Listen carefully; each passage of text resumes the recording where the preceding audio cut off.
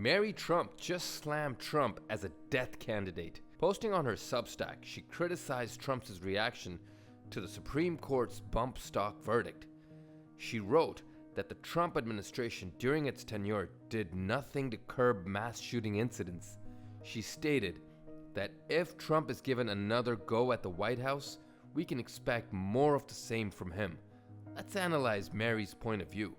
The following clip is from 3 years ago, in which Mary sheds light on Trump's mentality. He performed very badly compared to other Republicans who actually beat expectations. So there's nobody to blame but himself. So he's spinning madly. He's desperate. And, you know, I said this before, if he thinks he's going down, he's going to take the rest of us down with him. I think his cruelty is a way to flex his power. Who's going to stop him? Nobody. And that's something we've seen in the last 4 years, which I personally did not anticipate, although I guess in retrospect I should have. It's not simply that Donald is horrible and incompetent and cruel. It's that he's been allowed to be. Every transgression that's gone on unpunished has been an opportunity for him to push the envelope even further. Such an option from Mary is alarming because nobody knows you better than family. Mary's opinion carries even more weight because Mary is a psychologist and a writer. In her recent post on Substack, Mary Trump slammed her uncle, the presumptive GOP presidential nominee Donald Trump, as the death candidate in a blistering new edition of her newsletter, The Good in Us. The former president's niece noted the irony of the Supreme Court's recent overturning of the Donald Trump era ban on bump stocks, and her uncle's response that he actually respected the decision. The Obama administration repeatedly had concluded that you couldn't do that you couldn't ban bump stocks under the law that banned machine guns because they're so different, and that only Congress could ban bump stocks. So in comes Donald Trump and says, Obama wouldn't ban bump stocks, but I'm going to, and I'm directing my DOJ to pass this regulation. That's what they did. Now, come up now to the Biden administration. A gun dealer challenged that regulation, saying, you know, hey, listen, only Congress can ban bump stocks.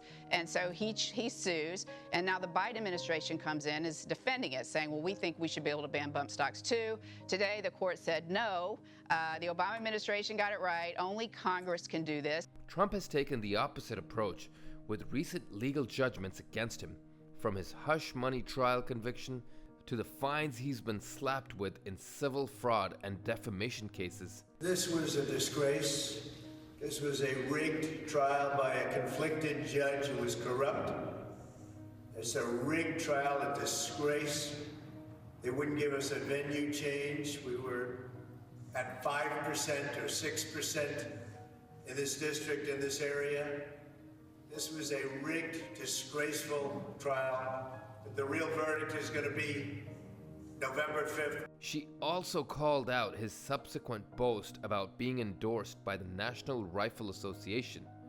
The court's decision horrified Mary Trump, she said, but it also made so clear what the election in November is all about, life or death, and that her uncle is the death candidate, she added. Thank you very much, and thank you, Randy. It's a true honor to be here today to receive the endorsement of the proud American patriots at the NRA. These are great patriots. These are great people, and we're going to do things like nobody can believe. We're going to win this election at levels that nobody's ever seen before. But thank you very much for that endorsement. It means a lot to me. The ex-POTUS kowtowing to the gun lobby wasn't the only reason for slapping him with the scathing moniker, though, she said. She also named several other issues on which she considered Mr. Trump's role less than satisfactory, such as the coronavirus pandemic, abortion rights, and the climate crisis. The harsh reality is that Donald is a serious national security threat to the American people. This is a life or death election, Mary Trump concluded the newsletter, and my uncle is the death candidate. Let's choose life, shall we?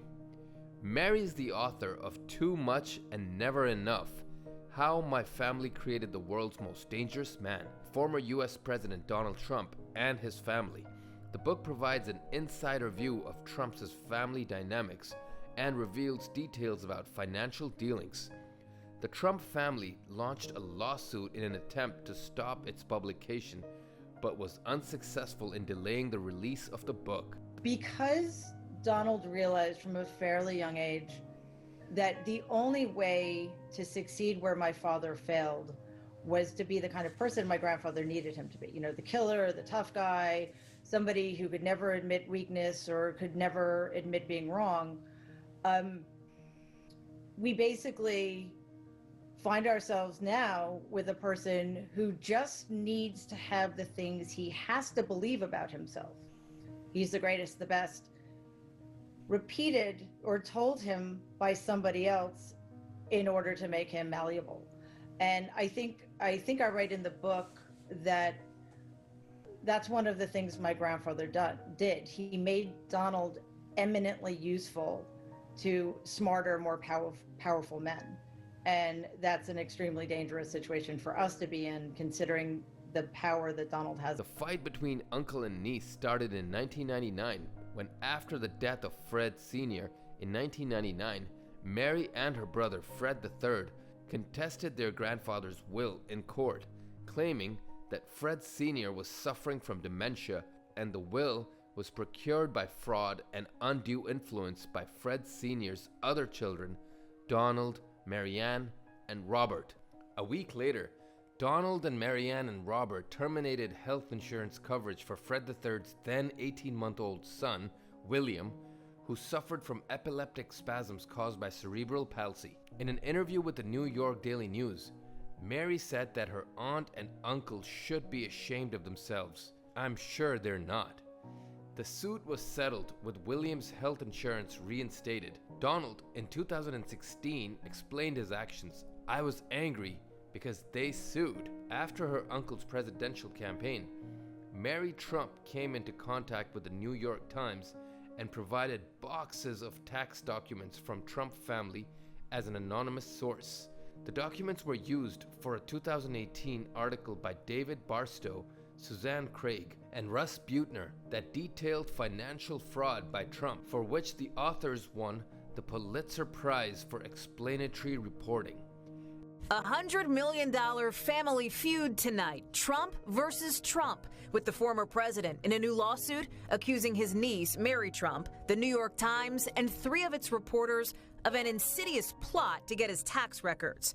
Mary Trump now clapping back, describing her uncle as a loser, acting out of desperation.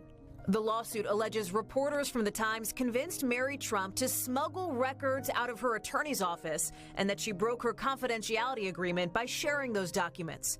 The records became the foundation of a Pulitzer Prize-winning series published by the Times in 2018, detailing what the paper called a history of tax schemes and fraud by the former president and his company. After her book, Mary Trump released audio tapes and secretly recorded audio published by the Washington Post on August 22, 2020.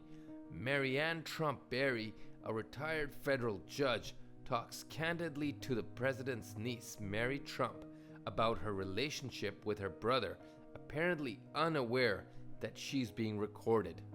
In one conversation, Barry says she had heard a 2018 interview with her brother on Fox News, in which he suggested he would put her on the southern border to oversee immigration cases, while his government was separating children from their parents. His base? I mean, my God. If you were a religious person, you want to help people, Barry says, not do this. At another point, she decrees the phoniness of it all. The phoniness and this cruelty. Donald is cruel. Barry also guesses that her brother has never read her opinions on immigration cases because he doesn't read at all.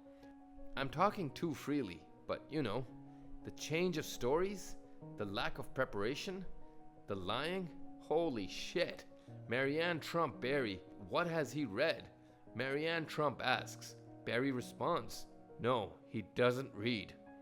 She also says, his goddamn tweet and lying, oh my God.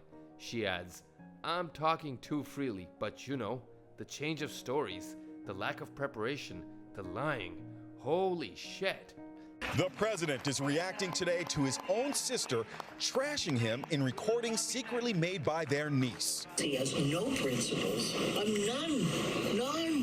You can't trust him. Marianne Trump Berry, a retired federal judge, shreds her kid brother, the president. Damn tweet and the lying. Oh my God, I'm talking too freely, but you know, it's the change of stories, the lack of preparation, the lying. Such an opinion coming out from the ex-president's sister and niece is alarming. The problem with the whole tough guy facade is that one is always trying to prove to the others that he's tough enough and strong enough. And when one starts doing that, the others can keep changing to a goalpost that can make you do anything to prove that you indeed are as tough as you say. And like Mary said in her book, if such a man is leading America, that makes things extremely difficult, not just for America, but for the whole world. Thanks for watching. God bless America.